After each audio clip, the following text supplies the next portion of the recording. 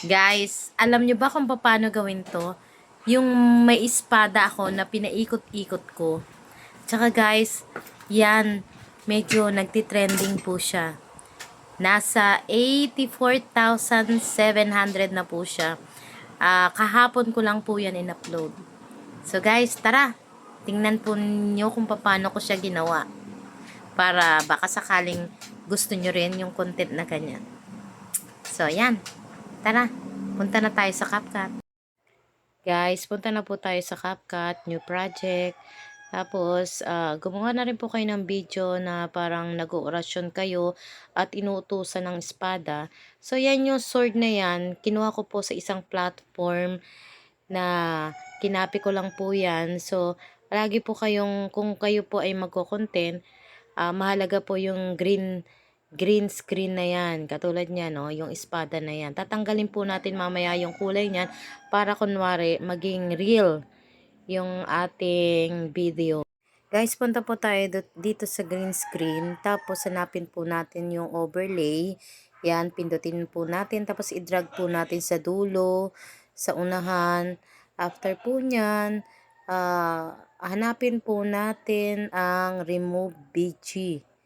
Yan guys, pindutin po natin dyan. Tapos, pindutin po natin, i-click po natin chroma key. So guys, yung color picker po, yan, i-adjust nyo lang po. Hulihin nyo po yung kulay na mawawala po yung green. So guys, kailangan natin i-adjust yung espada sa bandang paanan kasi kailangan nga natin siyang utusan, papaakyat. So, ilagay natin sa paa. Yan. Try natin ulit. Yan. Umiikot-ikot na siya. Pero, nasa tiyan ko lang siya. So, kailangan natin siyang lagyan ng keyframe para ang galaw niya umakyat hanggang dun sa may uluhan ko. So, yan. Ginamitan po natin yan ng keyframe. Yan. Pindutin po natin yung nasa taas na diamond. So, isa.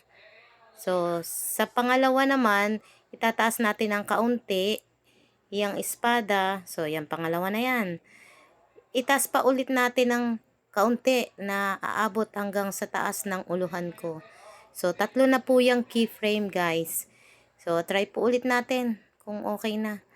Ayun, umakyat na po sa taas. Yan po yung magic. 'Di ba? O, 'di ba? Ayan. Okay na siya. So, palagi po nating huwag kalilimutan na tanggalin yung ating CapCut na nasa dulo. So, yan guys. So, try nyo pong tingnan. Oo, diba? Umakyat-akyat na siya. Oh, yan. Perfect na. Meron pa po pala tayong nakita kong problem dyan. So, yung kulay kasi medyo green pa. Hanapin po natin yung adjust. Tapos yan, yung HSL.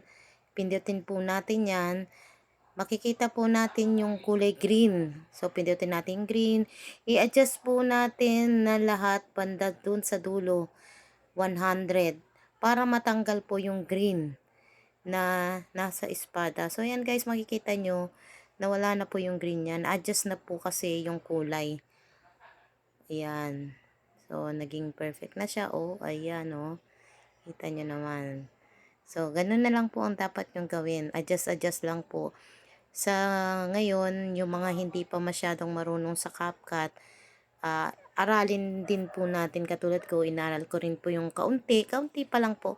Hindi pa po lahat kasi mas marami pa po akong kailangan matutuhan sa pag-i-edit na ganyan. So, yan. I-adjust nyo lang po hanggang doon sa dulo.